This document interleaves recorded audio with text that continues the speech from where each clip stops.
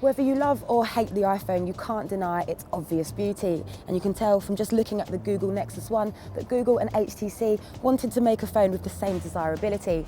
And for the most part, they've succeeded. It is a pretty good looking phone, complete with an aluminium casing. Now it's nice and light despite looking quite heavy, and it's nice and slim as well at 11.5 millimeters thick. And it's really nice to hold in the hand, and that's thanks to its lovely round curved edges. In fact, we'd go as far to say this is the best looking Android handset to date. So not only is it slim and thin, but another one of its many wonderful features is its 3.7-inch capacitive AMOLED screen with twice the number of pixels in an iPhone, which really makes a difference when reading text or browsing web pages. It's really crisp, and the AMOLED technology is wonderfully bright too, although colours can often seem unnaturally oversaturated. But if it does get too bright, you can turn it down. To assist the touchscreen, there's a few hard keys along the bottom, which are pretty standard. The only downside is they don't always work on your first attempt. There's always a handy trackball offering a nice alternative to the touchscreen. Now in true Android style, there's 5 home screens which are yours to fully customise. The Nexus One also comes packing Android 2.1, and it's simplified the interface too. So instead of having to drag the menu across the screen to access it, you now hit the menu icon at the bottom of the screen, which just looks a lot nicer. It's a minor change, but a much welcomed one. And yes, it's not as slick or intuitive as the iPhone, but it's pretty close. It also has some very neat tricks of its own, like Google Voice for speech control. Stuff magazine. Search the web from the home page by speaking, and it actually works brilliantly. However, slightly less successful but still impressive is composing text with voice. Hello, my name is Lucy and I work for Stuff.tv.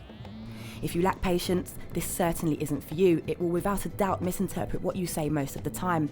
And lastly, there's Google Goggles, the visual search tool for exploring the web, which is quite clever and can also be very funny when it doesn't quite grasp what you're looking for. Take a picture of an object and find out about it online. It's that simple. There's also its built-in sat-nav software, which we haven't tested out, but must admit looks pretty good. Overall, there's no revolutionary change, but Android does now support Exchange email.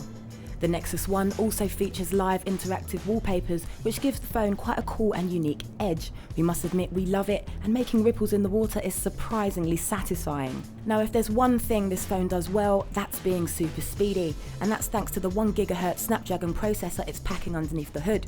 If you're impatient, you'll fully appreciate how good the processor is. Even if you're not, you'll be impressed. This means browsing the web is enjoyable as opposed to frustrating, especially on its beautifully sized screen, which means web pages can be read even when zoomed out.